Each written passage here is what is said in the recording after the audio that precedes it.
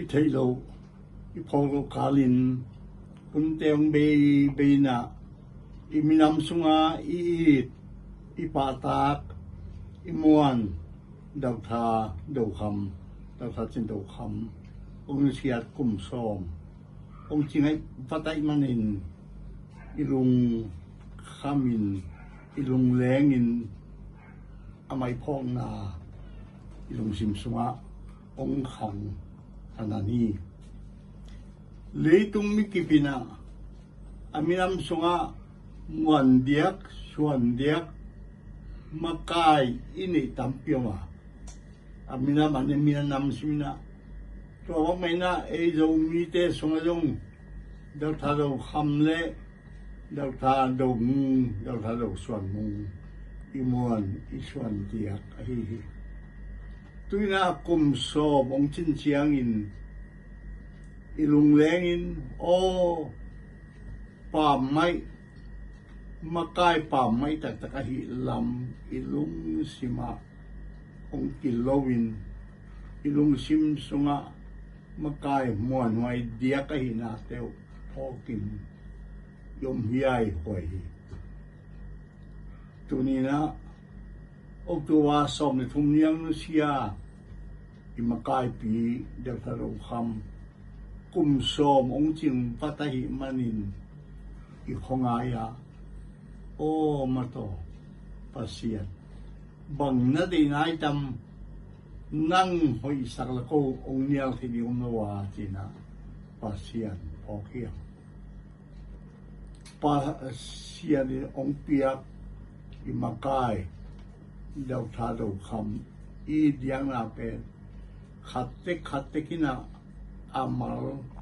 ilo the yinga kenai le mal thum genomin amasai na dau tha dau khamina ama mi malngiata mi ayit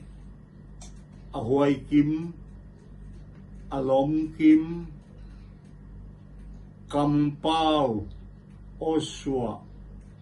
tena kibang takile aman tote thuin bulowin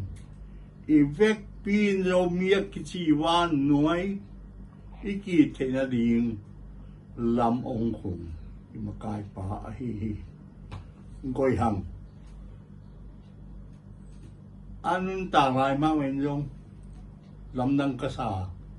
thu gen le terim kam chi takina iet te di lak tang ding kam chi tam piong gen na ayang kan liang ama pen pian na kam aneu tu nga kam pen terim kam hi masaloina teilang kam ai teilange terim me sai lange sime male khenelloina ong pau san chiang ina mikimina o hi pa imakai pa hi imina mongi pa hi chilo thelo yang toy manin imina mongi na thupi kasa kapok phalia hi ani na khem pyo ngai su chiang ina iminam sunga misu lo na bilang te bat lo na ki khen khap na to te khem pyo aman ong tai ong hil ong pan tang amena to chi keun na to chiu le iminam khoswa lo yang chiang ta chena o minam ong i tak ye china muthing athum na iminam sunga zon na ngao na gen the na hai na to te len chipin to te kinung kai sakluin mai lama iet te ding mai lama ilamet ding lamet na future hope ni hiang china ong gen lamong lak ang kalsuan pili. Tuay manin piteng tum. Amang siya kitsiyangin iminam sunga tasamin lo samin ima o siya Dr. Rokham ngai siyang emo isi iluy pi itaw pi ahinilobi Zomite kipolna zomite mailam ding ngai sunato kipolna Global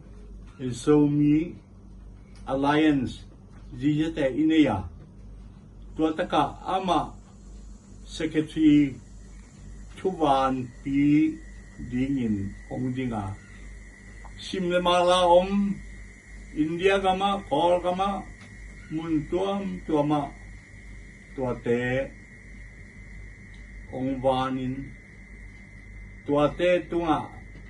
mokom kilno Zomi Global Zomi Alliance na hiyang jin ong koi mi tam pina ehe nuam siyang jina lulam pi te hiyang ama ipallo pipin amang siyat kitsiyang ina imuan iswan mahi dabta do suan mu bayong dinga tua maazong pasien bang niyang nani niyam kung paisan tayo guay amaw gen kung paisan siyang ina iminam hom hiyang bang ma sem lo ta kailen amina makai kha ki hel ke na ngon pen dam lo le na le sal le ha lo ung tuam chiang in amao ge ka goi ya kui sa sai na o dal tha khamo dal tha mo ko yam na hiam isep ning ya na lian pi mi chi na kha khun khunin amin u Thevangin kalau nilo.